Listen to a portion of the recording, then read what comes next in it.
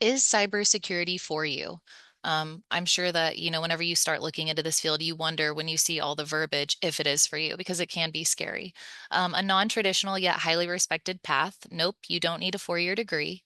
A purpose-driven profession. A career that's digitally forward and always advancing. A job that's entrepreneurial focused. A fast track into the industry without a long training time. Online training resources, mentorships, and communities are widely available. You can work anywhere for anyone in any industry.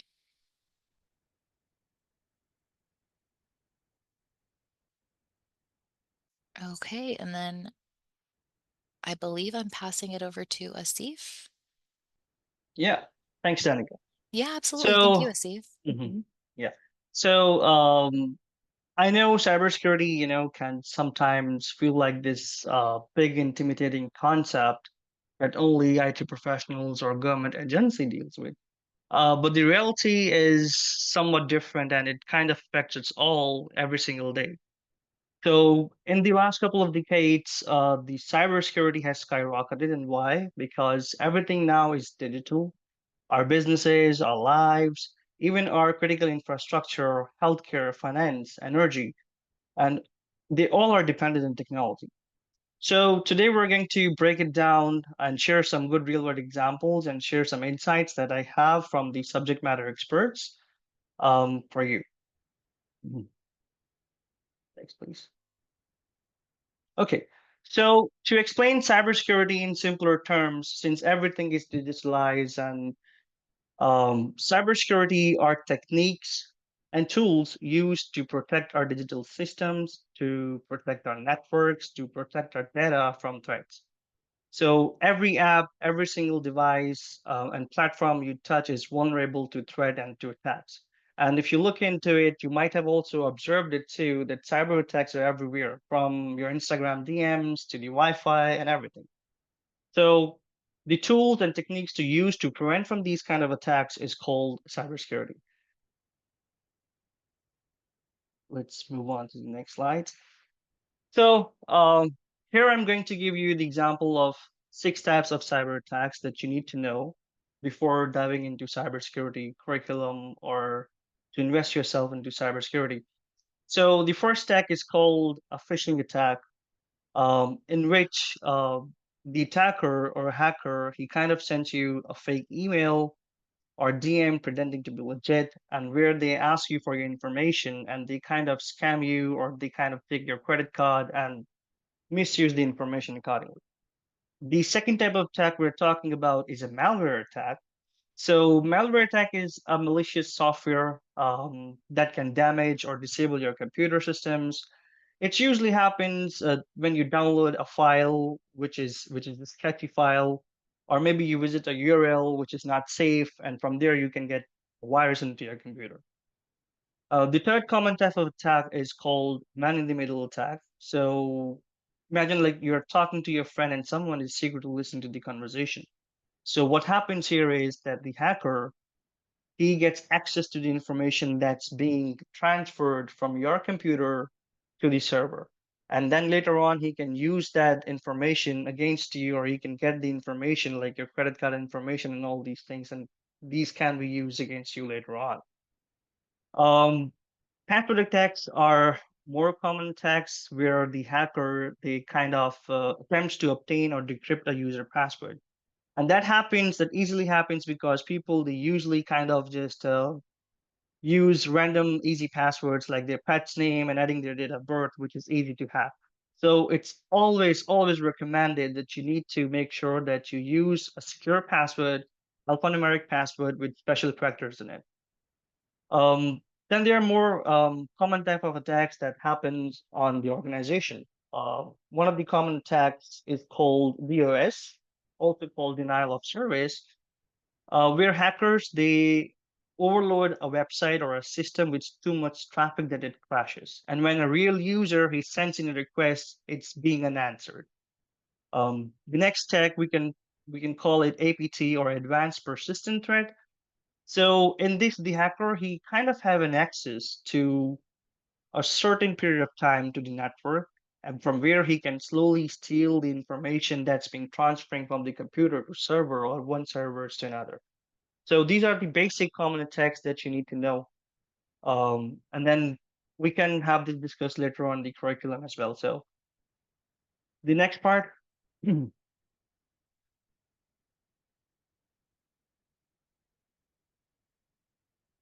All right. So we have discovered the common type of attacks. Now let's look into the cybersecurity jobs or the opportunities that are there. So consider yourself once you enter into this field as you're defending people, you're defending system, and you're defending the future of technology. Currently, in the United States, there are 500,000 jobs available for cybersecurity job roles for beginner level to intermediate level. And globally, the number is 3.5 million global openings by 2025.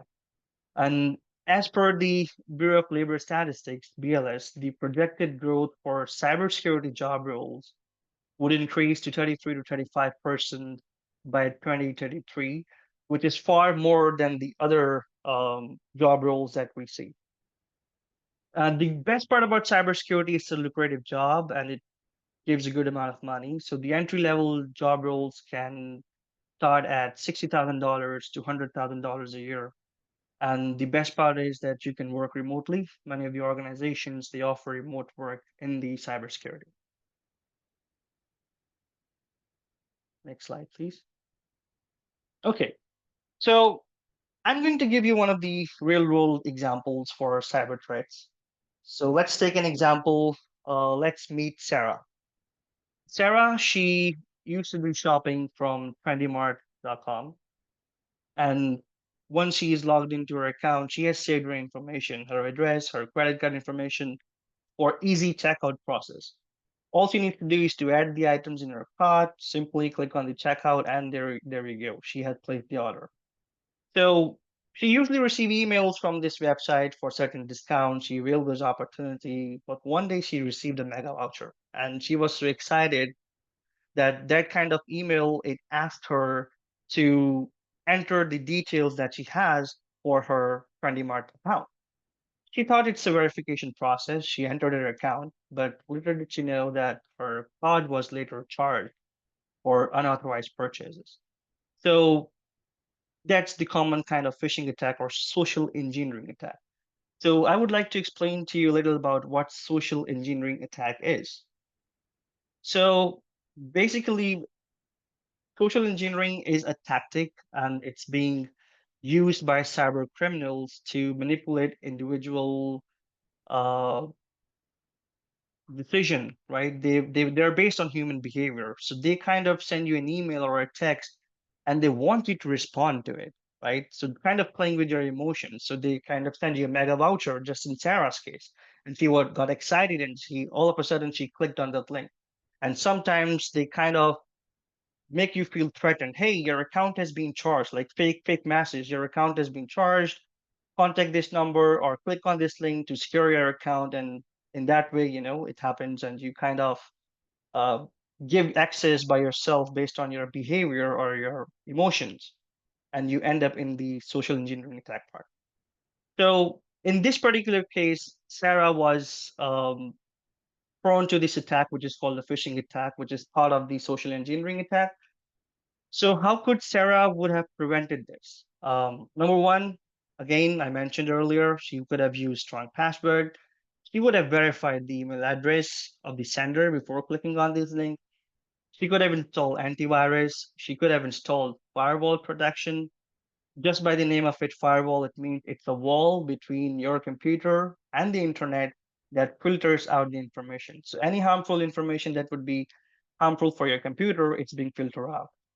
And lastly, she could have used two-factor authentication, which means that she could have entered her password, then there would be an OTP sent to her number, and then she would have an easy access to her account, which is secure in many ways. Next, please.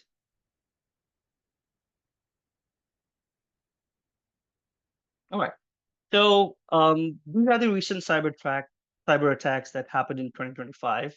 The basic one was Facebook phishing attack, where the hacker they send official messages that seems like from Facebook They told the users that they have copyright violation that led them to a fake support page where they entered their login credential and their accounts got hacked. The second common attack happened in March 2025 was on New York University, and that was a data breach where hackers they got access to the network security, and from there they gained access to student information, their personal data, their social security numbers, and their email addresses. The third major attack happened in 2025 was the ransomware attack. In this attack, what they did is they kind of disrupted the medical billing systems, and then they mentioned to the Change Healthcare that if you want to gain access back to the system, you have to pay a certain amount. So that's what ransomware attacks are. Next slide. All right. So where do you start? Entering into the cybersecurity field. So whenever I have a discussion with the subject matter experts, I always used to ask them that, fine, you have provided me all the insights, you have provided us what skills gap there are, what should we include in the curriculum that would help the users to gain all the necessary skills to land a job. But when is the right time to invest into cybersecurity? And every time, every single one of them, they have always mentioned now is the right time to enter into this field. The good aspects of it is that you do not need any IT background required because our bootcamp is structured in a way that we handhold you from the beginner level and take you to the intermediate and advanced level. And they also kind of mentioned that boot camps and certifications, they are the fastest way to enter into the cybersecurity field. And many of the organizations do prefer official certifications, which I'm also going to talk about in this. So after entering into this job role, what basic skills you need to learn in order to land a job or in order to be called a cybersecurity professional? So number one, you need to know or understand the networking. We're going to walk you through what networks are, how they work. We're going to walk you through how the encryption works. We're going to let you know how firewall works, how to install them. Then there are certain beginner level tools that we teach, especially Wireshark and Metasploit, so which are commonly used in the organization to find vulnerabilities in the network. Then there are some entry level certifications that we offer, and the most recognized certification from different organization is CompTIA Security Plus, and that is covered in our bootcamp. And we also offer a voucher to take this certification. It's globally recognized, it's vendor neutral, it's been approved by the US Department of Defense, and it covers all the foundation for career growth in cybersecurity. It serves a strong foundation for those who are new to cybersecurity, such as yourself, and helps you achieve your goals and helps you gain the necessary skills to get a job. Then there is a very basic beginner level certification from IC Square certified in cybersecurity. Then CompTIA Network Plus, which is also covered in our bootcamp. So in order to understand the cybersecurity part, to know the what a security analyst does, you need to understand the networking part of it, and that's what we have covered in our bootcamp. Let's go to the next slide. Okay, so once you have entered into the field as a cybersecurity analyst or a SOC analyst or a junior level cybersecurity specialist, the first thing is that our bootcamp covers all these job roles, and we teach everything about cybersecurity analysts, SOC analysts, basic methodologies, basic ethical hacking methodologies, and penetration testing. Once you enter into this field, this is a vast field. You can go into different sectors of cybersecurity. You can go into strategic part later on once you have gained a certain experience. You can be cloud focused. You can then dive into the senior level job roles, which are basically ethical hacking, CISO, which is Certified Information Security Officer, then pen tester, certified network defender. And the good part is once you have entered into this field, all these certifications as well, QuickStart offer these certifications. And these are official certifications that we provide. And of course, the entry level salary for the cybersecurity professionals, it can be from 60,000 to $100,000 a year. Whereas for senior level job roles such as CISO, ethical hacking, they have up to $150,000 a year.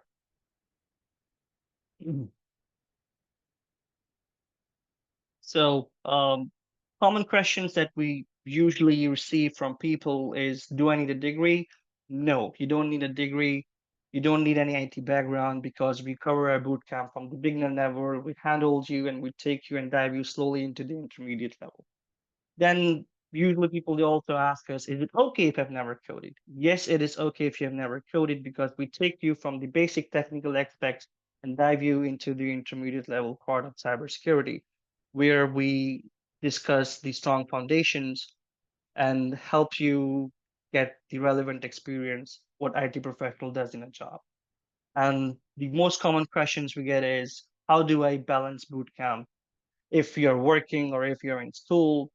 So we have flexible bootcamp options that which Danica is going to let you know in the next slides, which is part-time and full-time. So whichever program suits you well, you can dive into that.